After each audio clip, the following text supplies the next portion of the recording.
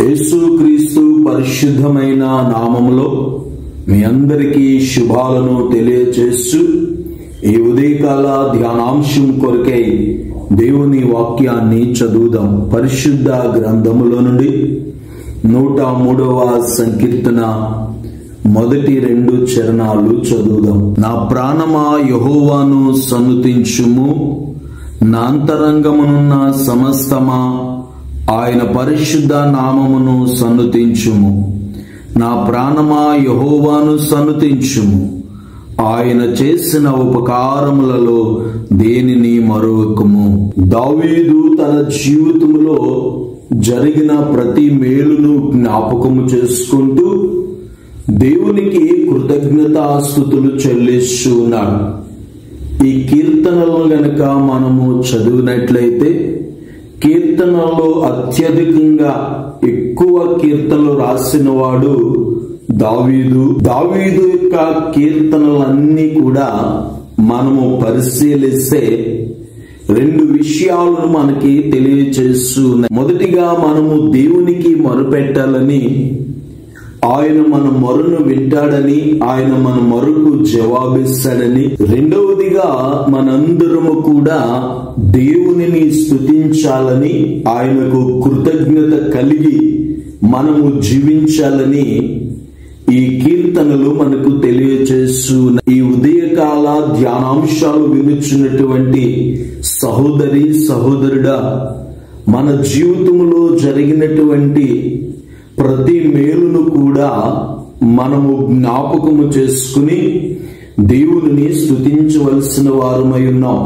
దేవునికి కృతజ్ఞతలు చెల్లించవలసిన వారమై ఉన్నాం. పరిశుద్ధ గ్రంథములో మనము చూసినట్లయితే దావీదు దేవుని ఎడల కృతజ్ఞత కలిగి అనుక్షణము దేవునిని స్తుతించేవాడుగా, దేవునిని మహిమపరిచేవాడుగా, దేవునిని స్తుతించుటలో అగ్రగణ్యుడిగా దావీదు మనకు కనబడుతూ ఉన్నాడు. దావీదు జీవితంలో అనేకమైన పరిస్థితులలో దేవుడు తనని ఎలాగూ కాపాడాడో, దేవుడు తనని ఎలాగూ సంరక్షించాడో, దేవుడు తనని కాపాడిన విధానాన్ని జ్ఞాపకము చేసుకుంటూ దేవుడిని స్తుతిస్తూ ఉన్నాడు. ఈరోజు మనందరము కూడా గడచిన కాలమంతా కూడా దేవుడు మనలను, మన కుటుంబాలను, మన సమస్తమును ఆయన కాపాడి సంరక్షించి ఆయన ఈ ఉదయకాలం వరకు మనలను ఆయన సజీవులుగా ఉంచారు. మనము సజీవులమై ఉన్నాము అనంటే ఇది కేవలము దేవుని ఉచితమైన కృప. దేవుని యొక్క ఆ ఉన్నతమైన కృపను, దేవుడు మన ఎడల చేసిన మేలులను మనము జ్ఞాపకము చేసుకుని దేవునిని స్తుతించాలి. ఆయన చేసిన ఉపకారములలో దేనిని మరువకము. ఈరోజు అనేక మంది ఉపకారాలను పొంది, మేలులను పొంది, అనేక మంది కృతజ్ఞత లేని వారిగా జీవిస్తూ ఉన్నారు. దావీదు దేవుని ఎడల కృతజ్ఞత కలిగిన వాడే, నా ప్రాణమా యెహోవాను సన్నుతించుము, నా అంతరంగమునున్న సమస్తమా ఆయన పరిశుద్ధ నామమును సన్నుతించుము అని దావీదు తన ప్రాణముతో చెబుతూ ఉన్నాడు. దావీదు జీవితంలో దేవుడు చేసిన మేలులను గనక మనం ఆలోచన చేస్తే, దావీదు యెషయా యొక్క కుమారుల్లో చిన్నవాడు. దావీదు గొర్రెలు కాస్తూ ఉండేవాడు. దావీదు గొర్రెలు కాస్తున్న సమయంలో ఒక పర్యాయము సింహమును, ఎలుగుబంటును తన గొర్రెల మంద మీద దాడి చేసి ఆ గొర్రెలను పట్టుకుని వెళ్ళిపోతూ ఉన్నప్పుడు దావీదు ఆ సింహమును, ఆ ఎలుగుబంటిని, వాటిని ఒకేసారి సంహరించి వాటి నోటిన ఉన్నటువంటి తన గొర్రెలను దావీదు కాపాడుకోగలిగాడు. దావీదును ఆ సింహము నుండి, ఆ ఎలుగుబంటి నుండి దేవుడు తన ప్రాణాన్ని రక్షించిన విధానాన్ని బట్టి నా ప్రాణమా యెహోవాను సన్నుతించుము అని దేవునిని స్తుతిస్తూ ఉన్నాడు. దేవునిని మహిమపరుస్తూ ఉన్నాడు. దేవునికి కృతజ్ఞతలు చెల్లిస్తూ ఉన్నాడు. మరొక పర్యాయము దావీదు తన అన్నల యొక్క సమాచారం తెలుసుకోవడానికి తన అన్నల దగ్గరికి వెళ్ళినప్పుడు ఫిలిష్తీయుల యొక్క బలాఢ్యుడైనటువంటి గొల్యాతు ఇశ్రాయేలులను భయపెడుతూ ఉన్నప్పుడు, రాజును మొదలుకుని శూరుల వరకు అందరూ భయపడుతూ ఉన్నప్పుడు దావీదు నేను గొల్యాతును జయిస్తాను, ఈ సున్నతి లేని ఫిలిష్తీయుడు ఎంత అని దావీదు యుద్ధానికి వెళ్ళినప్పుడు అతడేమో చాలా బలాఢ్యుడు, దావీదేమో చిన్నవాడిగా ఉన్నాడు.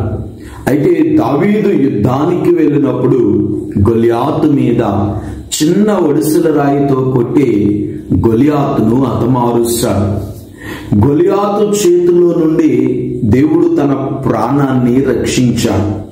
ఆ కారణము చేత దావీదు తన ప్రాణముతో చెప్తున్నాడు, నా ప్రాణమా యెహోవాను సన్నుతించుము, నా అంతరంగంలో ఉన్న సమస్తమా ఆయన పరిశుద్ధ నామమును సన్నుతించుము, నా ప్రాణమా యెహోవాను సన్నుతించుము అని. దావీదును దేవుడు సింహపు నోటు నుండి, ఎలుగుబంటి నోటు నుండి రక్షించాడు, గొలియాతు నుండి రక్షించాడు. మూడో పర్యాయము రాజైనటువంటి సౌలు చేతిలో నుండి దేవుడు తన ప్రాణాన్ని రక్షించాడు. అనేక పర్యాయాలు సౌలు దావీదును సంహరించాలని, తనను హతమార్చడం కోసం సౌలు అనేక ప్రయత్నాలు చేశాడు. ఆ ప్రయత్నాలన్నిటిలో నుండి కూడా దేవుడు దావీదు ప్రాణాన్ని రక్షించాడు. దావీదు ప్రాణమును కాపాడిన దేవుడు, దావీదు ఆ విషయాన్ని జ్ఞాపకము చేసుకుంటూ ఆ ప్రాణమును రక్షించిన దేవునికి నేను ఏమి చెల్లింతును అని తనకు తాను ప్రశ్న వేసుకుని దేవునికి కృతజ్ఞతాస్తుతులు చెల్లిస్తూ ఉన్నాడు.